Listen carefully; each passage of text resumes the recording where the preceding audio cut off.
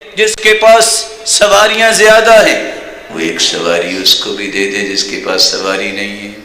گھر میں 6 8 گاڑیاں کھڑی ہیں، کوئی ساتھ بٹھا کے لے جانے والا نہیں، نیبر سے اٹھتا ہے، رکشا کرواتا ہے، گھنٹہ گھنٹہ دھوپ میں کھڑا رہتا ہے۔ اس کو نصیب نہیں ہے کہ اگر اس نے کہیں جانا ہے تو بھائی آپ جاتے ہو کہیں کام کرنے تو میں آپ کو ڈراپ کر دوں گا، نہیں گاڑی دے سکتے تو آپ اس کے لیے کوئی 10 منٹ تو نکال سکتے ہیں۔ وَمَنْ كَانَ لَهُ فَضْلٌ مِّن زَادٍ، کسی کے پاس اگر کھانے کی چیزیں زیادہ ہیں فَلْيَعُدْ عَلَى مَنْ لَا زَادَ لَهُ، وہ اس کو پہنچا دے جس کے پاس صبح شام کا کھانا بھی نہیں ہے۔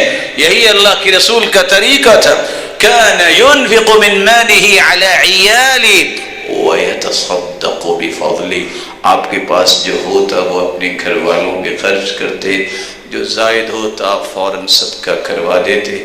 شاید کہ کسی نے آپ کو بتایا ہوگا کہ اللہ کے رسول صلی اللہ علیہ وسلم جب سوموار کے دن فوت ہوئے ہیں تو اتوار کے دن آپ نے چاشت وقت سیدہ عائشہ کو بلایا، عائشہ یہ بتاؤ گھر میں کیا کچھ ہے؟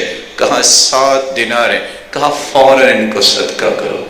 اللہ کے رسول صلی اللہ علیہ وسلم کی زوجہ مطہرہ فرماتی ہیں میں مشغول ہو گئی آپ کی بیماری کی وجہ سے، آپ نے عصر کے وقت پھر بلایا، فوراً وہ 7 دینار لے کے آؤ اور سیدنا علی کو دیے۔ کہا میں تو اپنے رب کے پاس جا رہا ہوں، محمد اپنے رب کے پاس جائے اور اس کے گھر میں بھی اتنے دینار پڑے ہوں، ان کو فوراً صدقہ کرو تبھی سکون آئے گا، اور صدقہ کروا دیا۔